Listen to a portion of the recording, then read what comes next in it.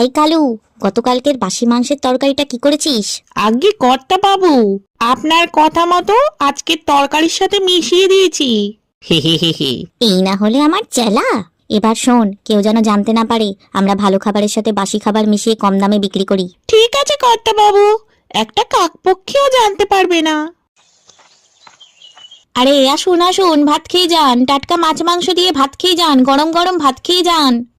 আরে ও বাবা, তোমার হোটেলে দুটো ভাত হবে? কি যে বলো বুড়িমা, ভাতের হোটেলে ভাত হবে না তো কি বিরিয়ানি হবে?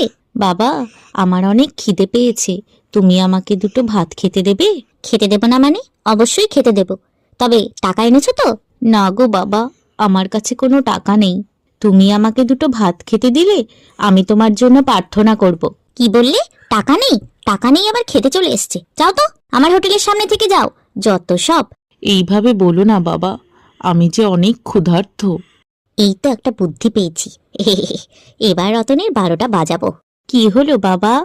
এই যে বুড়িমা, আপনি সোজা ওই রতনের হোটেলে চলে যান। ওই হোটেলে ফ্রিতে মাছ দিয়ে ভাত খেতে পাবেন। সত্যি বলছে বাবা? ওই হোটেলে আমি ভাত খেতে পাবো? ঠিক আছে, আমি তাহলে ওই হোটেলেই যাই।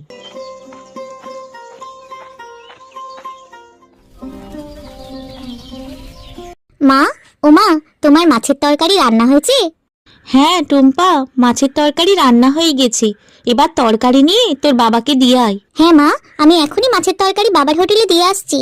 শোন টুম্পা, আজও কিন্তু মাছের তরকারিতে সব মশলা দিতে পারিনি। তোর বাবাকে বলিস বাজার থেকে যেন সব মশলা কিনে দেয়।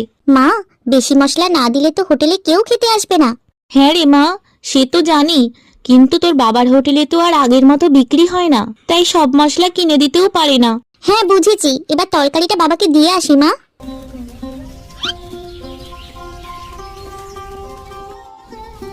না, সেই কখন থেকে বসে আছি, এখনো তো একটা লোকও খেতে আসছে না।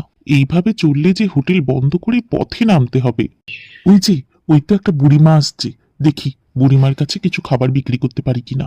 আরে বুড়িমা যে, আসুন আসুন আসুন, চেয়ারে বসুন। তা বুড়িমা, বলুন কি খাবেন? আমার হোটেলে ভাত আর ডাল আছে, মাছের তরকারিটা একটু পরেই চলে আসবে। বাবা, আমাকে দুটো ডাল ভাত দিলেই হবে।